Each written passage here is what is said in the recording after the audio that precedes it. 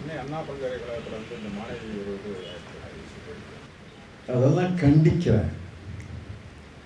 அதற்கு ஒரு காரணம், ஒரே காரணம் இல்லை, ஒரு காரணம் அண்ணா பல்கலைக்கழகம் உட்பட 6 பல்கலைக்கழகங்களுக்கு துணைவேந்தரே கிடையாது.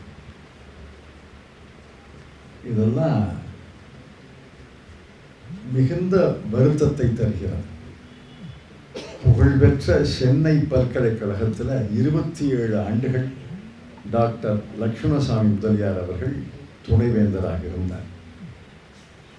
இன்னைக்கு அந்த சென்னை பல்கலைக்கழகத்துக்கு துணைவேந்தர் கிடையாது. தஞ்சையில்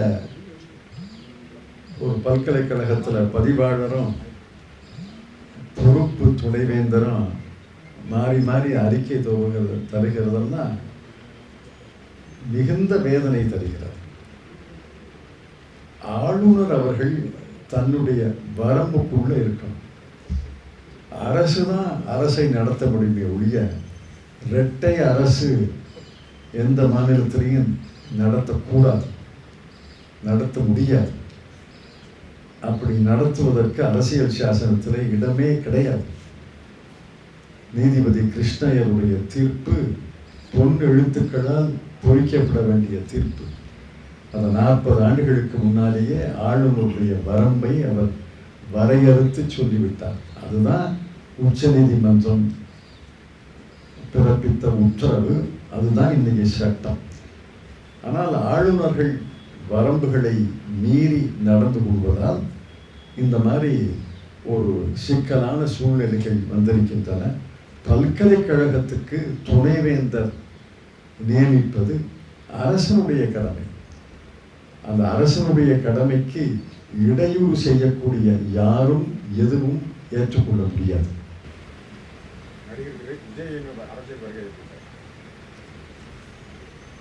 அரசியலுக்கு வருவது என்பது அவரவருடைய விருப்பம்.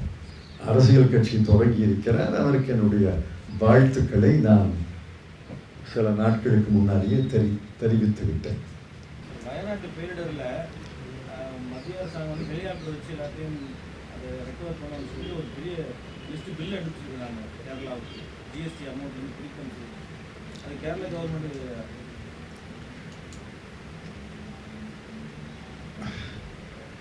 வயநாடு பேரிடரால் கேரள மாநிலம், கேரள மக்கள் பாதிக்கப்பட்டிருக்கிறார்கள். இந்த பில் அனுப்புவது இன்னொரு பேரிடர் தான். எப்படி மத்திய அரசு வயநாடு பேரிடருக்கு செலவழித்த தொகையை மாநில அரசிடம் கேட்கலாம்? நாளைக்கு ஒரு சுனாமி வந்தது, 2004 சுனாமி வந்தது. மத்திய அரசு ஏராளமான கோடி ரூபாய்களை செலவழித்தோம். அதற்கு பில் அனுப்பியா மாநில அரசுகளை கேட்கணும்? இதெல்லாம் வேடிக்கையா இருக்கு, வேதனையா இருக்கு, கேலி கூத்து தான். எனக்கு தெரிஞ்சு இருக்குல்ல. 2004 மன்மோகன் சிங் அவர்கள் பிரதமர், நான் நிதியமைச்சர். டிசம்பர் மாதம் சுனாமி வந்தது.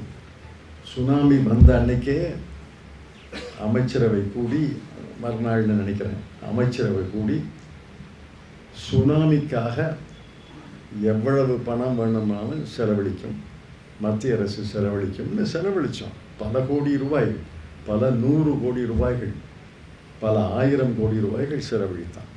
இப்போ தமிழ்நாட்டின் கிழக்கு கடையிலெல்லாம் அந்த சுனாமியின் சுவடே கிடையாது.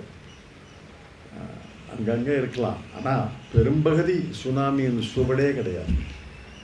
அதுக்கெல்லாம் பில் அனுப்புறதுங்கிறதுலாம் எனக்கு புரியல. இதெல்லாம் புதிய உத்திகள். செய்திகளை உடனுக்குடனும் துல்லியமாகவும் தெரிந்து கொள்ள சப்ஸ்கிரைப் பண்ணுங்க.